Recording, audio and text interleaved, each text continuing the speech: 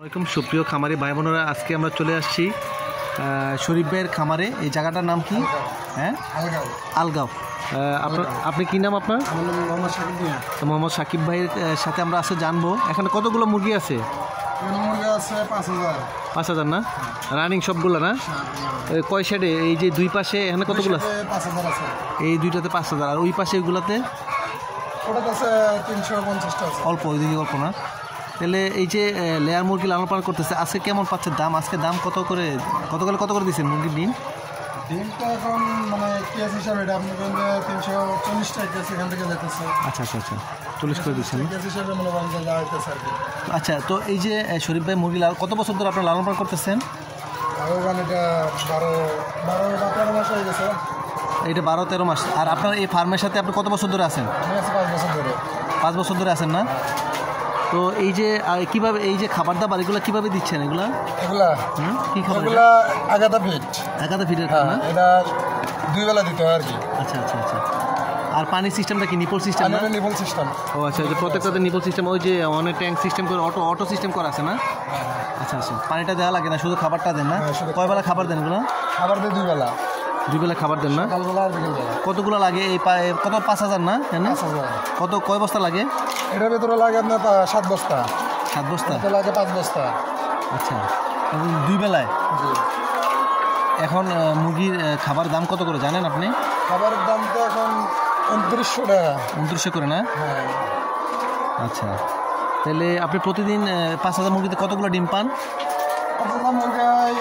ডিম আসে আপনার, এটাতে ডিম আসে মনে করেন যে 2700 না? হ্যাঁ, 2700। এটাতে মনে করেন যে 2200 বা 2100। আচ্ছা, মানে আর বাকিগুলা ডিম পারতেছে না, তাই না? না, বাকিগুলো ডিম পারতেছে না প্রতিদিন। আর মুরগি বয়স হয়ে গেছে তো একটু। আচ্ছা, এই মুরগিগুলো ডিম একটু বয়স হয়ে গেছে না? হ্যাঁ, মুরগি বয়স হয়ে গেছে। আর কতদিন এটা করবেন আপনারা?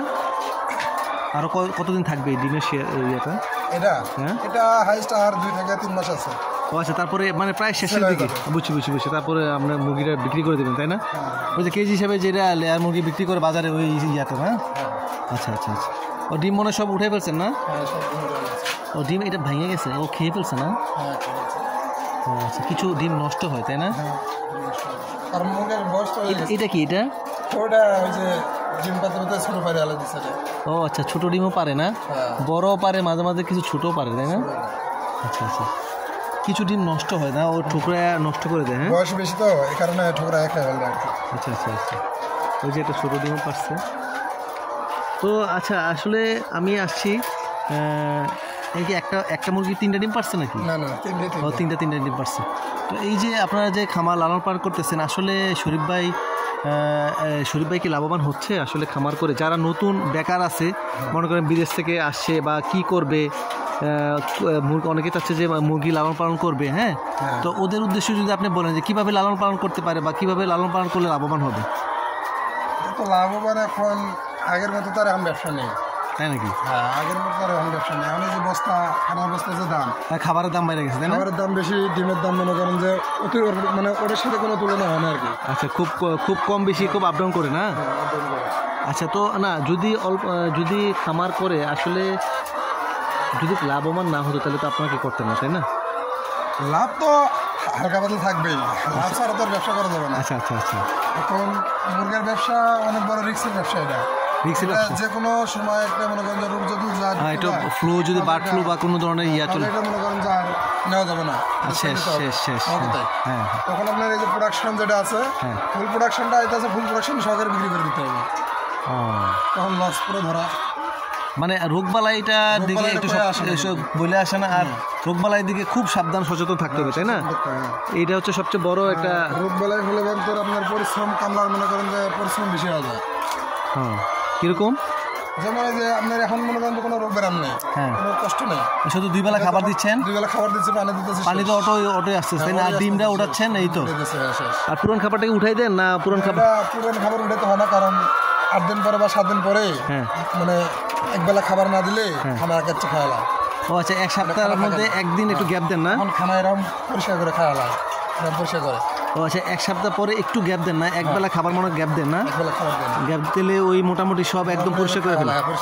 আচ্ছা, মানে তাহলে মোটামুটি আমরা কষ্ট কমানোর একটা বুদ্ধি একটা দিলেন, যে মিনিমাম সবটুকু খাবার শেষ করার যে একটা পদ্ধতি, এটা সহজে বাচ্চা আছে। ঠিক আছে, ও মুরগিটা পানি খাচ্ছে না, এভাবে পানি খেয়ে কি আসলে পানি তৃপ্তি হয় না?